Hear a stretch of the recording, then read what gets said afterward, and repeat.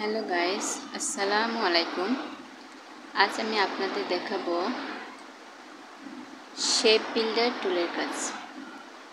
এখান থেকে আমাদের শেপ বিল্ডার টুল হলো এইটি। আমরা যদি কিবোর্ডে Shift+M প্রেস করি তাহলে শেপ বিল্ডার টুল পাওয়া যায়। আমরা আজ দেখাবো শেপ বিল্ডার টুল দিয়ে কিভাবে শেপ কাটা যায়, জোড়া লাগানো যায়, বিভিন্ন ধরনের শেপ তৈরি করা যায়। এর জন্য আমি প্রথমে শেপ নেব।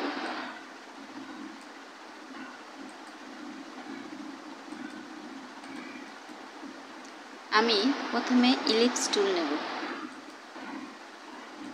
Shift+Alt চেপে ধরে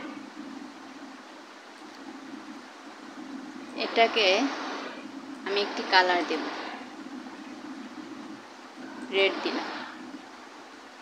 এখন আমি যদি এটা দিয়ে যদি একটি পাতা তৈরি করতে চাই তবে আমাকে আরেকটি বৃত্ত নিতে হবে। এর জন্য আমি এরকম নিলাম। এখন আমি কি করব, দুইটাকে সিলেক্ট করব। সিলেক্ট করে আমি শেপ বিল্ডার টুলে যাব। শেপ বিল্ডার টুল নিয়ে কিবোর্ডে Alt চেপে ধরব। Alt চেপে আমার যখন কার্সরের কাছে মাইনাস চিহ্ন আসবে তখন আমি মাউসে লেফট বাটন ক্লিক করে এটি ড্র্যাগ করব, দেন এই পাশে ড্র্যাগ করব। এই দেখেন আমার একটি পাতা তৈরি হয়ে গেছে। তারপর আমি যদি চাই আমি আরেকটি শেপ তৈরি করব। আমি রেক্ট্যাঙ্গেল টুল নিলাম।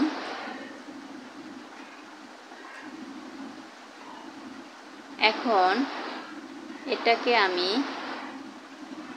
দুই ভাগ করব। তখন আমি কি করব, আমি লাইন সেগমেন্ট টুল ব্যবহার করব। এটাকে বলে লাইন সেগমেন্ট টুল। লাইন সেগমেন্ট টুল নিলাম এবং মাঝ বরাবর এটাকে রাখলাম। দেন আমি সিলেকশন টুল দিয়ে এটাকে সিলেক্ট করব। সিলেক্ট করার পর আমি শেপ বিল্ডার টুলে যাব। দেন কিবোর্ডে Alt চেপে ধরব এবং মাউসে লেফট বাটন প্রেস করব এবং ড্র্যাগ করব। এই দেখেন আমার এক সাইড কাটা হয়ে গেছে। এখন আমি এটাকে ডিলিট দিব। এখন আমি চাচ্ছি আমি এইটা এবং এইটা জোড়া লাগাবো। কিভাবে জোড়া লাগাবো, দুটো আগে সিলেক্ট করব। দেন আমি শেপ বিল্ডার টুলে যাব। তারপর মাউসের আমরা কিবোর্ডে Alt চেপে ধরব না, Alt চেপে না ধরি এরকম ড্র্যাগ করে দেব। দেখেন এটি একটি শেপে পরিণত হয়ে গেল। এইরকম আমরা শেপ বিল্ডার টুল দিয়ে বিভিন্ন ধরনের শেপ ক্রিয়েট করতে পারি, ডিভাইড করতে পারি, দুটি শেপ থেকে একটি শেপ তৈরি করতে পারি। এটাই হলো আমাদের শেপ বিল্ডার টুলের কাজ। আপনাদের যদি এই শেপ বিল্ডার টুল সম্পর্কে আর কোনো কোশ্চেন থাকে তবে আমাকে কমেন্ট বক্সে জানাবেন। Thanks for watching my video and subscribe and share my channel.